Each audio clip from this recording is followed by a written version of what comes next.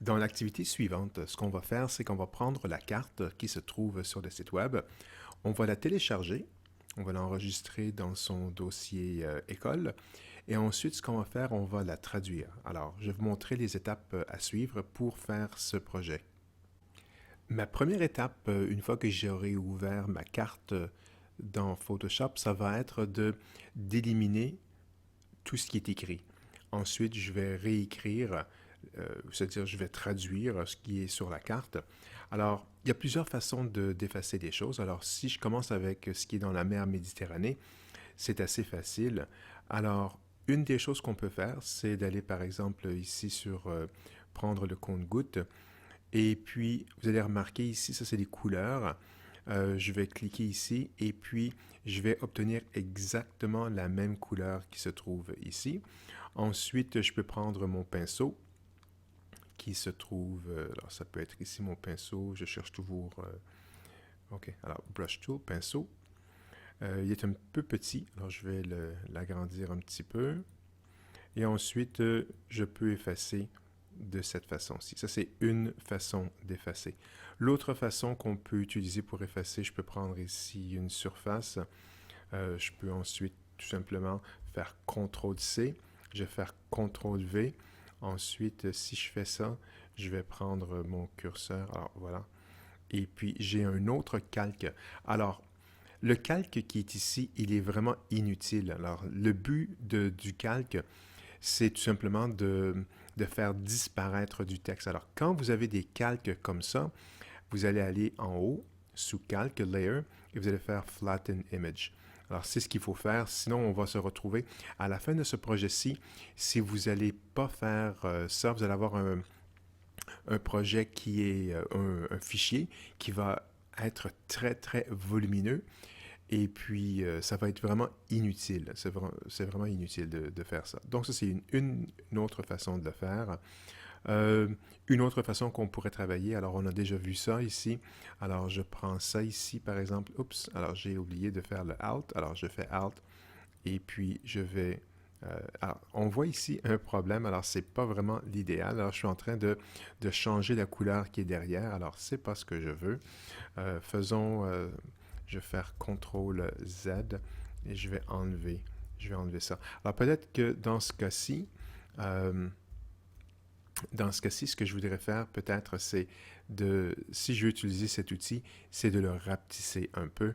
Et puis à ce moment-ci, voilà. Alors je vais cliquer et puis je peux travailler. Alors ça va être un peu mieux. OK? Alors ce sont ces trois outils qu'on peut utiliser. Il n'y a pas seulement qu'un outil qu'on peut utiliser avec Photoshop. Il y en a toujours, ou souvent, pas toujours, mais il y en a souvent plusieurs. Alors, le côté de la mer Méditerranée est déjà fait. Alors, ce qui me reste à faire, c'est de travailler maintenant sur les lettres qui se trouvent sur ma carte. Alors, par exemple, le nom Ebro, la rivière Ebro, et ou le pays Spain, je veux les enlever. Alors, pour faire ça, ce que je vais faire, c'est d'agrandir ma carte en premier. Alors, on va commencer par aller ici, en bas de la carte, en bas à gauche. Et puis, je dirais que peut-être travailler à 500% de la grandeur de la carte, ça va aller. Alors, je vais trouver mon endroit. Alors, voici Ebro. Et puis, j'ai travaillé avec l'outil ici. Alors, le rectangle. Et puis, ce que je vais essayer de faire, c'est de copier-coller ce qui est autour pour effacer le nom. Si je vais avec une gomme à effacer, je vais toujours avoir quelque chose qui va rester. Il va y avoir un artefact bleu qui va rester sur la ligne et ce ne sera pas tout à fait esthétique. Alors, je vais aller ici et puis je vais faire CTRL-C. Je fais maintenant CTRL-V et puis on voit que j'ai créé un nouveau calque. Je vais prendre ce calque en appuyant ici. Alors, je vais le prendre. Alors, il y a deux façons de prendre ceci. Soit que j'utilise ma souris ou que j'utilise les flèches. Alors, si j'utilise les flèches, je peux faire ça ici. Euh, et puis voilà. Alors, c'est fait pour la première partie. Je vais continuer. Alors, CTRL... alors, voilà. En fait, CTRL V. Et puis là, on va avoir un petit problème ici parce que c'est pas tout à fait la même chose. Euh, alors, une des choses que je pourrais faire, ce serait de changer la direction Alors, voilà. OK, alors, je vais accepter. Alors ici, on voit ici que ça ne s'ajuste pas parfaitement. Alors, je peux descendre avec ma souris, ou pas la souris, pardon, avec les flèches. C'est beaucoup plus précis. Ensuite, je vais essayer de trouver quelque chose qui fait, euh, qui fait un cercle ou un cercle qui fait une courbe. Je vais essayer de trouver un endroit pour coller, copier-coller. Mais en premier, j'aimerais vous parler de ça ici. On a créé des calques. Et les calques, il faudrait s'en débarrasser. C'est vraiment des calques inutiles.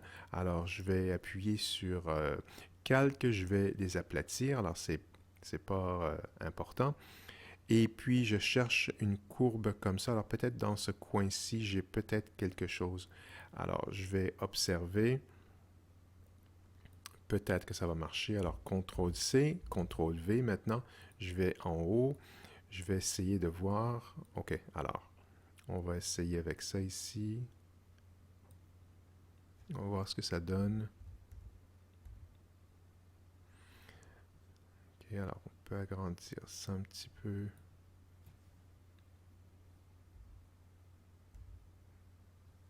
Alors, si j'accepte... Alors, voyons ce que ça donne si j'accepte ça. Donc, je vais accepter ce qui est fait ici. OK. Ensuite, une autre chose que je pourrais faire, alors je vais aplatir mon image. On voit ici qu'il y a un petit manque, alors c'est assez facile à corriger. Je vais augmenter encore une fois la taille. Alors, au lieu de travailler avec 500, je vais peut-être travailler avec du 800. Et encore là, je pourrais travailler même encore avec un peu plus gros, mais ça va, je crois que ça va aller. Alors, ce que je vais faire ici, je vais utiliser le compte-gouttes.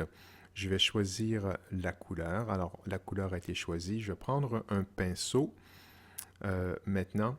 Et le pinceau est évidemment beaucoup trop large. Alors, et il est trop large, on est à 7 de largeur. Alors, je vais aller à 1 tout simplement. Alors, je travaille avec un pixel à la fois. J'ai un pixel. Alors, je vais tout simplement faire ça ici. Voilà. Ensuite, je vais effacer cette partie-ci. Ça devrait être assez facile à faire. Alors, je prends ma gomme. Je vais essayer d'aller le plus près possible sans endommager ma carte. Ensuite, je vais travailler avec le pixel tout simplement. Alors, voilà. Et je vois encore un petit peu de bleu, mais ça ne paraîtra pas ici. Je vais tout simplement aller à l'échelle de ma carte. Je vais appuyer sur 100. Et puis voilà. Alors, j'ai maintenant fait... où j'ai enlevé, supprimé du texte. Alors, si je fais la même chose avec Spain, c'est aussi facile à travailler. Alors, je vais augmenter la taille. Alors, je vais travailler avec du 400%. Alors, voilà.